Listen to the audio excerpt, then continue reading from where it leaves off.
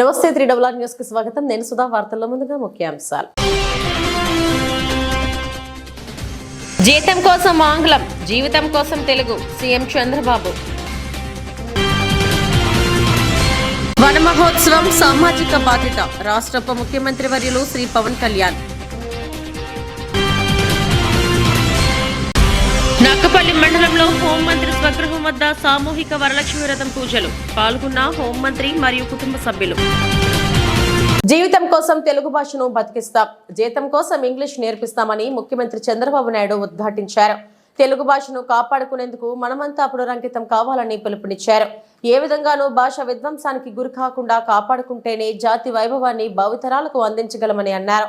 వ్యవహారిక భాషోధ్యాయం ద్వారా తెలుగుకు గిడుగు రామ్మూర్తి పంతులు చేసిన సేవలకు గుర్తింపుగా ఆయన జయంతిని పురస్కరించుకొని విజయవాడలోని తుమ్మలపల్లి కళాక్షేత్రంలో రాష్ట్ర ప్రభుత్వం తెలుగు భాషా దినోత్సవాన్ని నిర్వహించింది. కార్యక్రమంలో ఉప ముఖ్యమంత్రి పవన్ కళ్యాణ్, మంత్రి కందుల దుర్గేష్, పలువురు ప్రజాప్రతినిధులు పాల్గొన్నారు.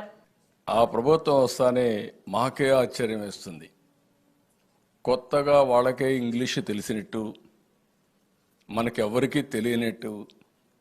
కాబట్టి ఇంగ్లీష్ నేర్చుకుంటేనే జీవితం ఉన్నట్టు మాట్లాడే పరిస్థితికి వస్తే నాకు చాలా ఆశ్చర్యం వేసింది. ఎవరైనా మాట్లాడితే విరుచుకుపడిపోయే పరిస్థితికి వచ్చారు. ఈరోజు మీరు ఒక్క విషయం గుర్తుపెట్టుకోవాలి. అమెరికాలో భారతీయుల యొక్క తలసరి ఆదాయం $1,19,000. అది కూడా 18వ సంవత్సరం. అదే అమెరికాలో ఉండే ఇంగ్లీష్ మాట్లాడే తెల్ల అమెరికన్స్ ఆదాయం మీరు చూస్తే, వైట్ అమెరికన్స్ ఆదాయం చూస్తే $65,000. భాషే తెలివిని ఇస్తుందంటే, భాషే ఆదాయాన్ని ఇస్తుందంటే, ఎవరికి ఆదాయం రావాలంటే అమెరికన్స్కి రావాలి కానీ ఇండియన్స్కి కాదు. కానీ భాష అనేది కమ్యూనికేషన్ మాత్రమే. నాలెడ్జ్ అనేది మాతృభాషలో అధ్యయనం చేసినప్పుడే ఆ నాలెడ్జ్ వస్తుంది. ఈ విషయాన్ని మర్చిపోయి 1వ తారీఖు నుంచి ఇంగ్లీష్ పెడతామని మాట్లాడుతూ, ఇంటికి వస్తే కూడా మనం కూడా ఒకప్పుడు సుమతి శతకం, వేమన శతకాలు చదివి నీతిని నేర్చుకునేవాళ్ళం. ఇప్పుడంతా ఇంగ్లీష్ పోయమ్స్ అయిపోయినాయి. అది కూడా ఒకసారి బాధేస్తుంది. ఏది ఏమైనా మన భాషను కాపాడుకోవాలని ఎంతోమంది ప్రయత్నం చేస్తున్నారు.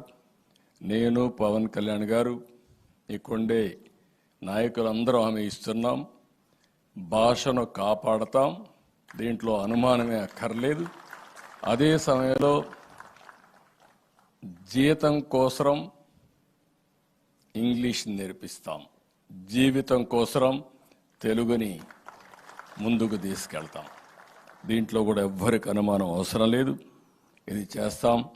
ఈరోజు మీరు చూస్తే తెలుగులో మాట్లాడే మనం ఇన్ఫర్మేషన్ టెక్నాలజీలో, ఆర్టిఫిషియల్ ఇంటెలిజెన్స్లో ముందున్నామంటే అది తెలుగువాడి మేధోశక్తికి.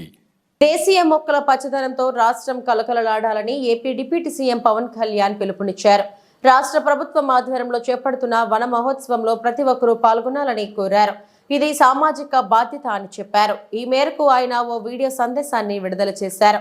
అన్య జాతుల మొక్కలను పెంచడం మానేద్దాం, దేశవాళీ జాతుల మొక్కలే పర్యావరణానికి నేస్తాలు.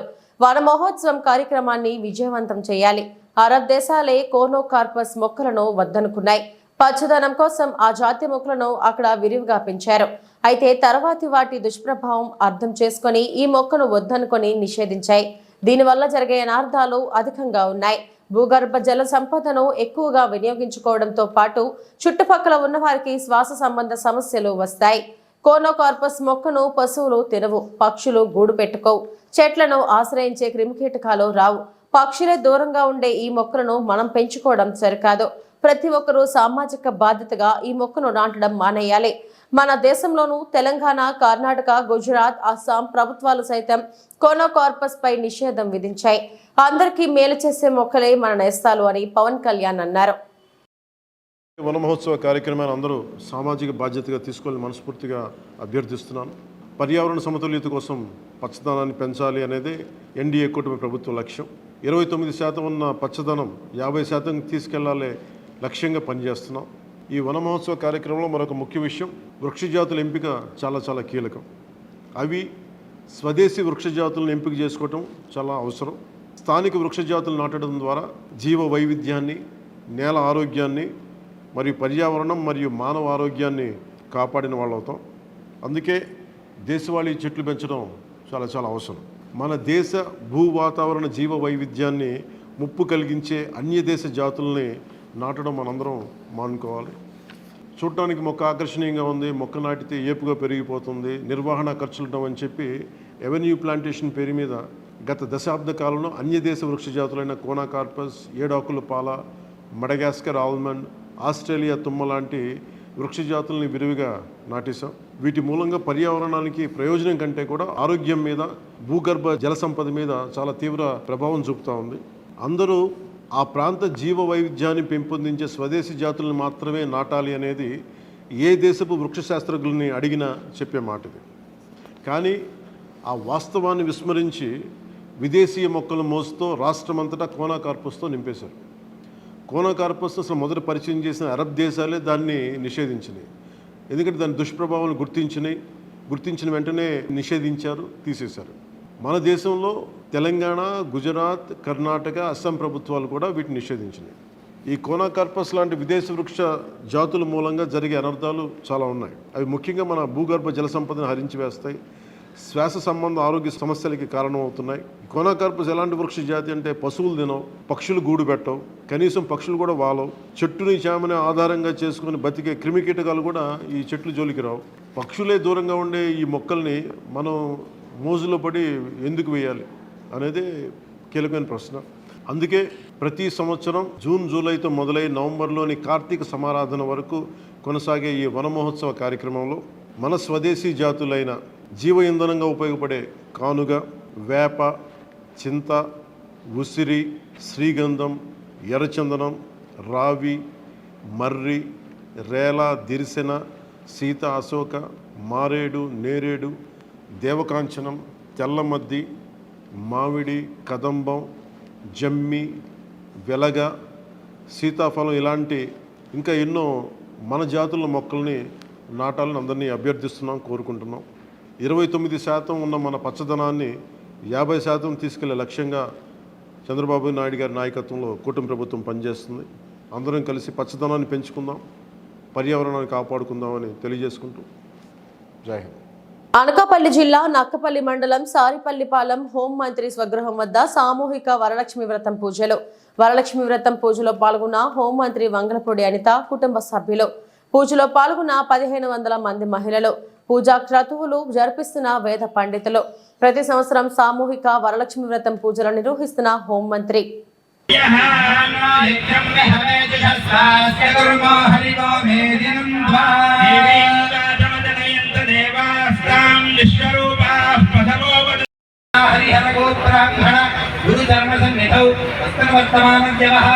क्रोधिनाम संवत्सरे दक्षिणागिने वर्षऋतौ श्रावणमासे कृष्णपक्षे बालिकां शुभतिथौ वासरः ईशान्यप्रदेशे गङ्गागोदावरयोर्मध्यप्रदेशे सागरतीरे गण्डकारण्ये श्रीवराहलक्ष्मी नृसिंहस्वामिदेवता क्षेत्रसमीपे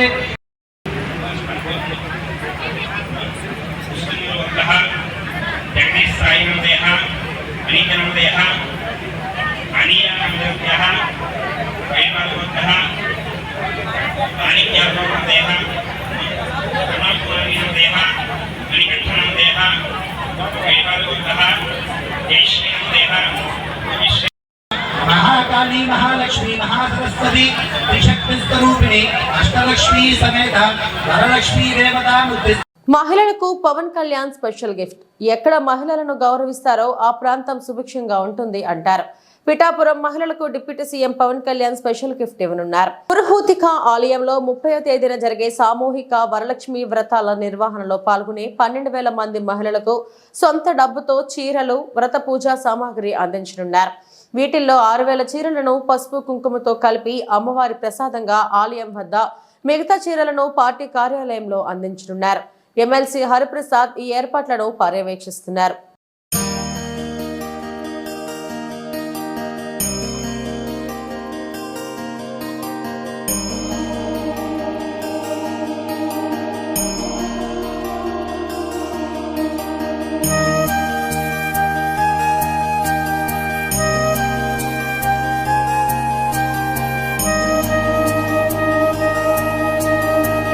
పూజ ఎలా జరిగిందమ్మా? మాకందరికీ చాలా సంతోషంగా ఉంది. చాలా బాగా జరిగిందండి. అన్ని ఇచ్చారండి. పవన్ కళ్యాణ్ గారు షేర్ ఇచ్చారండి, అన్ని ఇచ్చారు. చాలా బాగా జరిగిందండి. నీట్ గా జరిగింది. గొడవలు గొడవలు ఏమి లేవండి. ఆనందంగా జరిగిందండి. లోపల ఏ ఇబ్బంది లేదండి. ఇంత వర్షంగా కూడా వస్తువులన్నీ బాగున్నాయండి. చాలా బాగా జరిగింది. మంచిగా బాగుంది సార్. ఏ ఇబ్బంది లేకుండా చాలా బాగా జరిగిందండి. పవన్ కళ్యాణ్ గారు ఇలాగే 1 సంవత్సరాలు ఆరోగ్యంగా ఉండాలని కోరుకుంటున్నాను. విశాఖపై మా ప్రభుత్వానికి స్పష్టమైన విజన్ ఉంది. రాష్ట్రంలో కొత్తగా వచ్చే ఐటీ పరిశ్రమల్లో 90% విశాఖపట్నానికి రాబోతున్నాయి. విశాఖలో ఐటీ పరిశ్రమ అవసరాలకు అనుగుణంగా ఆఫీస్ స్పేస్ ను అభివృద్ధి చేస్తాం. కేవలం ఐటీలో మాత్రమే కాకుండా ఫార్మా, ఎంసీఎంఈ వంటి రంగాల్లో కూడా విశాఖ అభివృద్ధి చెందుతుందని మంత్రి నారా లోకేష్ పేర్కొన్నారు.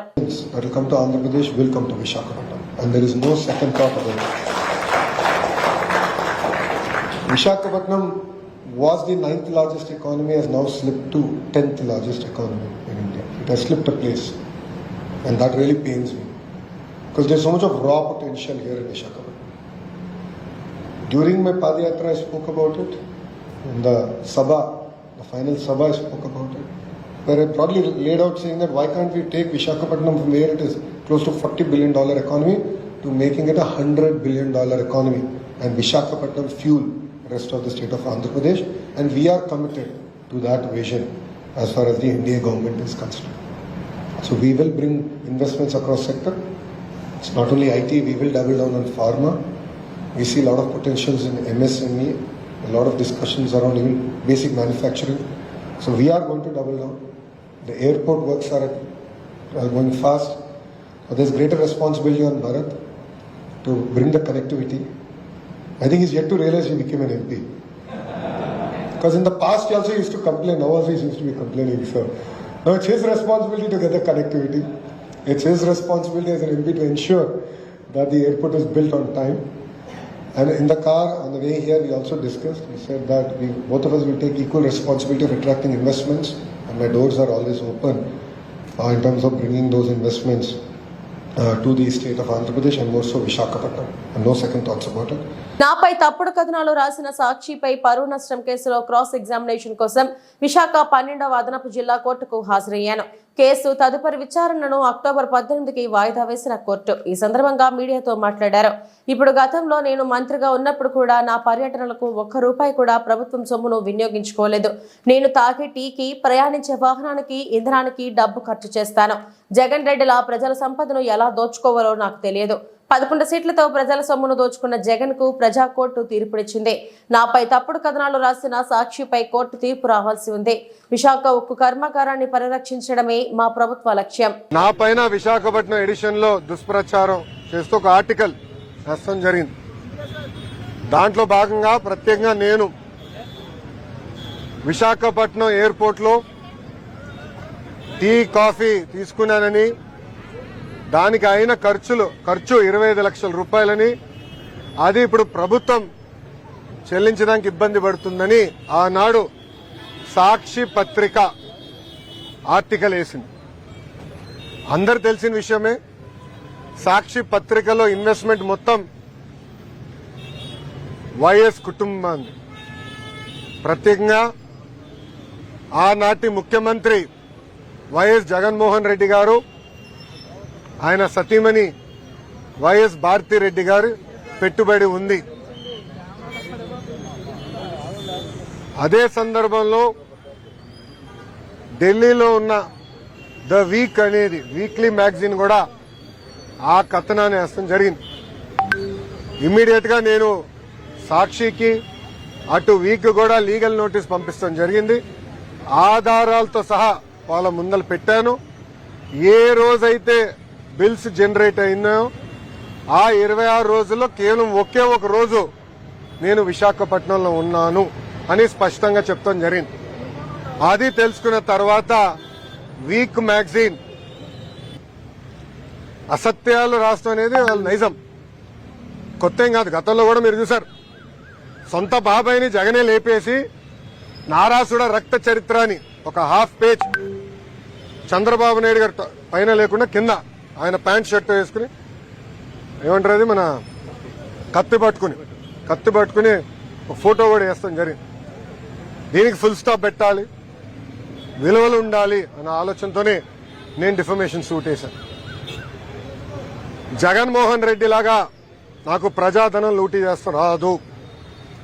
మనందరం చూసాం 500 కోట్ల రూపాయలు ఖర్చు పెట్టి ఒక ముఖ్యమంత్రి ఉండేదానికి ఎలాంటి ప్యాలెస్ విశాఖపట్నంలో కట్టారు.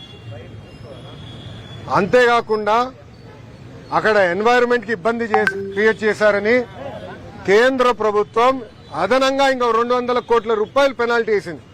అంటే 700 కోట్ల రూపాయలు ఒక్క వ్యక్తి బతికేదానికి ఖర్చు పెట్టారు. మనం చూసాం సర్వే రాళ్ళ పైన కూడా ఆయన మొహం వేసుకునేదానికి సుమారుగా 500 కోట్ల రూపాయలు ఖర్చు పెడతాం. 900 కోట్ల రూపాయలు ఇలా అడ్డగోలుగా సైకో ఫ్యాన్సీ అనండి, సొంతం కోసం అనండి, ప్రజాధనాన్ని ఆనాడు లూటీ చేశారు, ఖర్చు పెట్టారు. అది నాడు నేడు ఎప్పుడు తెలుగుదేశం పార్టీ చేయదు. రాష్ట్రంలో చంద్రబాబు అతిపెద్ద రాజకీయ ఆషాఢభూతి. నమ్మిన వారిని మోసం చేయడం ఆయనకు అలవాటు. అది ఆయనకు వెన్నతో పెట్టిన విద్య అంటూ మాజీ మంత్రి పేర్ని నాని ధ్వజమెత్తారు. చంద్రబాబు ఏనాడు తన సొంత బలంతో గెలవలేదని గుర్తు చేశారు. ఇంకా ప్రలోభాలు, కొనుగోలు చంద్రబాబుకు అలవాటే అని, ఇప్పుడు కూడా యథేచ్ఛగా తమ పార్టీ ఎంపీలను కొనుగోలు చేశారని, అది చూస్తుంటే ఆయనపై జాలి కలుగుతుందన్నారు. చంద్రబాబు ఎన్ని కుట్రలు చేసినా తమ పార్టీ చెక్కు చెదరదని, తమ పార్టీ అధ్యక్షుడు వైఎస్ జగన్ ని ఏమీ చేయలేరని పేర్ని నాని స్పష్టం చేశారు. వైఎస్ జగన్ తనకు రాజకీయంగా అడ్డుపడతారన్న భయం చంద్రబాబును వెంటాడుతుందని, అందుకే 2011 నుంచి ఆయనను రాజకీయాల నుంచి తప్పించే ప్రయత్నం చేస్తున్నారని పేర్ని నాని తెలిపారు. ఆ ప్రక్రియలోనే జగన్మోహన్ రెడ్డి అన్యాయంగా 16 నెలలు జైల్లో పెట్టారని, అయినా ఆయన ధైర్యం కోల్పోకుండా ప్రజల్లో నిలిచి తొలుత 67 సీట్లు గెలిచి సత్తా చూపారని గుర్తు చేశారు. అప్పుడు కూడా తమ పార్టీని, జగన్ ని నిర్వీర్యం చేసేందుకు సంతలో పశువుల్లా 23 మంది ఎమ్మెల్యేలు, 3 ఎంపీలను కొనుగోలు చేశారని చెప్పారు. 2011 సంవత్సరం నుంచి నారా చంద్రబాబు నాయుడు అనేటువంటి తెలుగుదేశం పార్టీ అంతర్జాతీయ అధ్యక్షుడు, అప్పుడేమో రాష్ట్ర అధ్యక్షుడు, ఇప్పుడు అంతర్జాతీయ అధ్యక్షుడు. ఆయన 2011 సంవత్సరం నుంచి వెనకటికి గజనీ మహమ్మద్ లాగా జగన్మోహన్ రెడ్డి గారిని రాజకీయంగా తొలగించటానికి, నిర్వీర్యం చేయటానికి, రాజకీయాల నుంచి తోసేయటానికి, తనకెక్కడ అడ్డంకిగా మారి తనకు మొగుడవుతాడేమో అని చెప్పని భయంతో ఆ రోజు ఉన్నటువంటి కేంద్రంలో అధికారం ఉన్న పార్టీని, లేదా ఆ కేంద్రంలో అధికారంలో ఉన్న పార్టీ యొక్క రాష్ట్రంలో ఉన్నటువంటి పార్టీని తన అమ్మకాలు కొనుగోళ్ల ద్వారా లోబర్చుకోగలిగాడు. జగన్ మీదకి ఉసిగొల్పగలిగాడు. జగన్మోహన్ రెడ్డి గారిని తప్పుడు కేసులు పెట్టించి 16 మాసాలు జైల్లో వేయించగలిగాడు. కానీ అక్కడితో జగన్మోహన్ రెడ్డి గారేమి రాజకీయాల నుంచి చంద్రబాబు నాయుడికి అడ్డంకిగా పక్కకి పారిపోలా. గోడ కొట్టిన బంతిలాగా ఎగసిపడి అప్పుడే పుట్టినటువంటి చిన్న పార్టీ ద్వారా రాష్ట్రంలో 175 సీట్లకు గాను చంద్రబాబు నాయుడు, పవన్ కళ్యాణ్, భారతీయ జనతా పార్టీ, మోడీకి ఉధృతమైన వేవ్. ఆ స్థితిలో 67 సీట్లతో ఒక పెద్ద శక్తిగా చంద్రబాబు నాయుడు కళ్ళ ముందు అవతరించాడు. అయినప్పటికీ కూడా ఆయనకి మతిమరుపు ఎక్కువ, లేదా కుట్రల్లో అలవాటైపోయినటువంటి వ్యవహారం. 23 మంది ఎమ్మెల్యేలని కొని తద్వారా జగన్మోహన్ రెడ్డి గారిని మానసికంగా కుమ్మదీయాలి, తద్వారా రాజకీయాల్లో తనకు అడ్డు లేకుండా చేసుకోవాలని చెప్పినటువంటి తీవ్ర ప్రయత్నం చేశాడు. ఎవరిని రాజీనామా చేయించకుండానే వైఎస్ఆర్ కాంగ్రెస్ పార్టీ గుర్తు మీద ఫ్యాను గుర్తు మీద గెలిచిన 23 మందిని యథాతథంగా ఎమ్మెల్యేలని తనలో కలుపుకొని కండువాలు కప్పి వారిలో 4 ఫ్యాను గుర్తు మీద గెలిచిన వారికి సాక్షాత్తు గవర్నర్ దగ్గర మంత్రులుగా ప్రమాణ స్వీకారం చేయించినటువంటి గనుడాయన. ఇవాళ చంద్రబాబు నాయుడు గారు ఓ పెద్ద రాజకీయ ఆషాఢభూతి. నీతి చంద్రికలో పెద్ద కథలు ఉంటాయి. అక్రమ కేసులు పెట్టి నన్ను ఏపీ పోలీసులు అనేక విధాలుగా వేధించారు. ముంబై సినీ నటి జెత్వాని నన్ను వేధించిన అధికారులకు సంబంధించి అన్ని ఆధారాలు నా దగ్గర ఉన్నాయి. నా దగ్గర ఉన్న ఆధారాలన్నింటినీ ఆంధ్రప్రదేశ్ ప్రభుత్వానికి అందిస్తాను. మరికొద్ది సేపట్లో ఇక్కడ నుండి విజయవాడకు బయలుదేరి వెళ్తున్నాను. నా కుటుంబ సభ్యులను అనేక రకాలుగా ఇబ్బందులకు గురి చేశారు. ఇప్పుడు ఏపీ ప్రభుత్వం నాకు సపోర్ట్ చేస్తుందని భావిస్తున్నాను. సోషల్ మీడియాలో కొందరు నాపై తప్పుడు ప్రచారాలు చేస్తున్నారు. డబ్బుల కోసమే మాట్లాడుతున్నానని నా వ్యక్తిత్వాన్ని హననం చేస్తూ మాట్లాడుతున్నారు. నాకు జరిగిన అన్యాయంపై విచారణ జరిపి న్యాయం చేయాల్సిందిగా కోరుతున్నాను.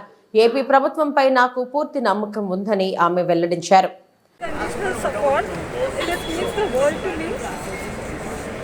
All I want to say right now is so many powerful men have abused their position, power, authority, legal prowess, contact with the sole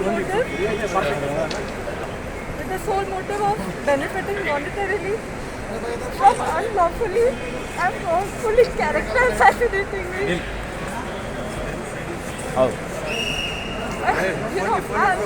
I have full faith in God and the government of Andhra Pradesh and the government of India at large that they will not let innocents suffer like this.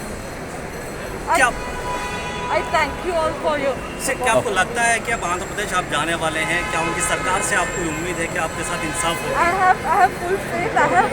I have faith in my innocence, and I'm sure that the government is going to help that come out, and will punish the culprits severely so that they cannot repeat this with anybody else, any vulnerable woman otherwise. आपके अफसरों ने बहुत सारे अफसरों ने अपने नाम किया है, दोस्ती कैसी की थी, किस तरह से आपके टच में? देखिए आंध्र प्रदेश की सरकार कह रही है कि हम आपके साथ हैं, ये सरकार का कहना है. మారేడుమిల్లి మండలం బోధనూరు ఆశ్రమ పాఠశాలలో ఆలస్యంగా వెలుగు చూసిన హాస్టల్ సిబ్బంది భాగోతం. హాస్టల్ సిబ్బంది మితిమీరి విద్యార్థులను ఇబ్బందులకు గురి చేయడంతో తమ గోడును విన్నవించుకున్న విద్యార్థులలో ఐటీడీఏ పీఓ ఆదేశాలతో హాస్టల్ ని సందర్శించి విచారణ చేపట్టిన అధికారుల ముందు తాము చెప్పినట్లు వినకపోతే గదిలో పెట్టి కొడుతున్నారంటూ విద్యార్థుల ఆవేదన. తమ ఇబ్బందులను చెప్పుకుందామన్నా వినే నాథుడే లేదంటూ ఉన్నతాధికారులు తమ బాధను గుర్తించి చదువుకునే స్వేచ్ఛను ఇవ్వాలని విద్యార్థుల ఆవేదన. మేము ప్రశాంతంగా చదువుకోవాలంటే వార్డెన్, నర్స్, హెచ్ఎంలను మార్చాలని తెలిపిన విద్యార్థులు ఉన్నతాధికారుల ఆదేశాలతో సిబ్బందిని విద్యార్థులను ఒక్కొక్కరిని విచారించామని, సిబ్బంది కొట్టడం వాస్తవమేనని, విద్యార్థుల నివేదికను ఉన్నతాధికారులకు అందిస్తామని తహసీల్దార్ సుబ్బారావు, ఏటీడబ్ల్యూ రామతులసి వెల్లడించారు. నెక్స్ట్ తక్కువైనా వాదమానంగా తిట్టేవాళ్ళండి. ఆయన కాముండేవాళ్ళు. మీకు ఎక్కడ చెప్పుకుంటారు చెప్పుకోండి, దిక్కున్న కడాన్ని తిట్టేవాళ్ళండి. మళ్ళీ మీ కొంపల్లి లేవనే ఉంటారేమో అని తిడతారండి. దొంగ ముండలు అంటారండి, ఎలా భర్తలా తిడతారండి. కానీ అన్నీ ఓర్చుకునాలనే ఉంటామండి. ఎలా భర్తలా తిడతారండి. మీ కొంపల్లిలోనే ఉంటారేమో దొంగ ముండలారా, మీ అమ్మ నాన్న ఇలా పెంచుతారా మీకు అని తిడతారండి. కానీ మేము అన్నీ ఓర్చుకునాలనే ఉంటామండి.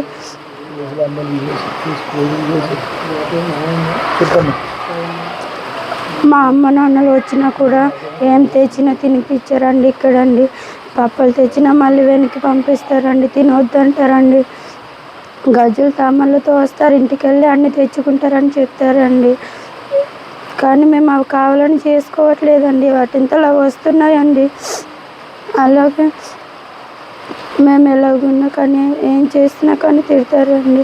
దొంగ ముండలని తిడతారండి, మంచిగా తిట్టారండి. మళ్ళీ టీచర్స్ కూడా ఒక టీచర్కి ఒకలా చూస్తున్నారు, ఒక టీచర్కి ఒకలా చూస్తారు అని కూడా తిడతారండి. మేము ఎంత బాగున్నా కానీ తిడతారండి. అందుకే మళ్ళీ చిన్న తప్పు చేసినా కానీ టీసీలు ఇచ్చి పంపించేద్దాం, దరిద్రం ముండలు ఎందుకు వచ్చారో అనేవాళ్ళని. పోంచవసరం అండి ఎక్స్బా అనే అమ్మాయి ఒకటి ఉండదండి, దానికండి బ్రెయిన్ సరిగ్గా పనిచేయదండి. ఆ అమ్మాయి కండి టాబ్లెట్లకు వేసుకోకపోయినా కానీ రూమ్కి తీసుకెళ్ళి రూమ్లోనే కొట్టేవాళ్ళండి సీసీ కెమెరా ఉంటాను. మీడియాలో వచ్చినటువంటి న్యూస్ పేపర్స్లో వచ్చినటువంటి అడ్వర్స్ న్యూస్ని ఆధారంగా చేసుకుని పై అధికారుల యొక్క ఆదేశాల మేరకు మేము ఇక్కడ ఎంక్వైరీ చేయడం జరిగింది. మన ఎంఆర్ఓ గారి సమక్షంలో, ఎంఈఓ గారి సమక్షంలో ఎంక్వైరీ చేయడం జరిగింది. ప్రతి ఒక్క పిల్లవాడిని కూడా ఇండివిజువల్గానే ఎంక్వైరీ చేశాం మేము, ఎందుకంటే వాళ్ళు భయపడతారు, పక్క వాళ్ళు ఉంటే మళ్ళీ అబద్ధం చెప్పే ఛాన్స్ ఉందని. సో ప్రతి ఒక్కళ్ళు కూడా మాకేమని చెప్పినారంటే, ఏఎన్ఎం గారు తామర ఉన్నటువంటి పిల్లల్ని పక్కకు పిలిపించి మీరు రాసుకున్నారా లేదా లోషను ఆయింట్మెంట్ రాసుకున్నారా లేదని అడిగారు. అడిగిన తర్వాత రాసుకున్నామని చెప్పినా సరే లేదు మీరు రాసుకోలేదని చెప్పేసి అని అది బట్టలు ఇప్పండి నేను చూస్తానని చెప్పని బట్టలు ఇప్పించిన తర్వాత అది రాసుకోలేదు కదా మీరు అని చెప్పేసి అని కట్టడం జరిగిందని చెప్పారు. ఇదే విషయాన్ని ఏఎన్ఎంని ఎంక్వైరీ చేసినప్పుడు ఆవిడ కూడా నేను ఇంటెన్షనల్గా వాళ్ళని కొట్టలేదు, వాళ్ళు లోషన్ రాసుకోవాలని ఉద్దేశంతో కొట్టడం అయితే వాస్తవం అని చెప్పి ఆవిడ ఒప్పుకున్నా. దాన్ని క్రాస్గా మేము క్వశ్చన్ చేసినప్పుడు కూడా ఆవిడ ఒప్పుకోవడం జరిగింది. ముందుగా లేదు నేను కొట్టలేదని అన్నప్పటికీ కూడా క్రాస్గా అడిగినప్పుడు ఆవిడ కొట్టడం వాస్తవం అన్నారు. పిల్లలు కూడా అక్కడ ఎవరైతే తామరతో బాధపడుతున్నారో వాళ్ళని ఓపెన్ చేయించి వాళ్ళని కొట్టడం అన్నది చెప్పారు. వాళ్ళు 8 మంది విద్యార్థులు తామరతో బాధపడుతున్నారండి. అది కూడా మ్యాక్సిమం ఒకే విలేజ్కి సంబంధించిన వాళ్ళు. అందువల్ల మమ్మల్ని ఒకే విలేజ్ సంబంధించిన మీరు ఎలాగే ఉంటారని చెప్పేసి అని కొంచెం మాట్లాడారు, దురుసుగా మాట్లాడడం జరిగిందని చెప్పుకున్నారు. దానికి సంబంధించినటువంటి నివేదికను మేము మన ఎంఆర్ఓ గారితో పిఓ గారికి ఇప్పించి సరైనటువంటి చర్యలు తీసుకోవడానికి రిపోర్ట్ సబ్మిట్ చేస్తారండి. పిఎస్సికి తీసుకువెళ్ళినప్పుడు తామరకు సంబంధించి వాళ్ళు అక్కడ మెడిసిన్ ఇచ్చారండి. అది వీళ్ళు రాసుకోవట్లేదని ఇంటెన్షన్ తోటి ఆవిడ కొట్టారన్నది పిల్లలు కూడా అదే అన్నారు. ఎవరైతే బాధపడుతున్నారో వాళ్ళని మాత్రమే, అందరినీ కాదు. కొట్టడం అయితే వాస్తవం, అది వాళ్ళ స్టేట్మెంట్లో తెలియదు. నివేదిక ఏదైతే మేము ఎంక్వైరీ చేసామో ఆ నివేదికని మేము పై అధికారులకు తెలియజేస్తాం. ఎవరైతే 13 మంది సిబ్బంది ఏఎన్ఎం గారిని, అలాగే ఎవరైతే మంగయ్యమ్మ గారని చెప్పారో ఆ మంగయ్యమ్మ గారిని కూడా ఎంక్వైరీ చేశాము. హెచ్ఎం గారిని కూడా అడగడం జరిగిందండి. అన్ని యొక్క నివేదికలు మేము తెలియజేస్తాము. ఈ బులెటిన్ ఇంతటితో సమాప్తం. నమస్తే.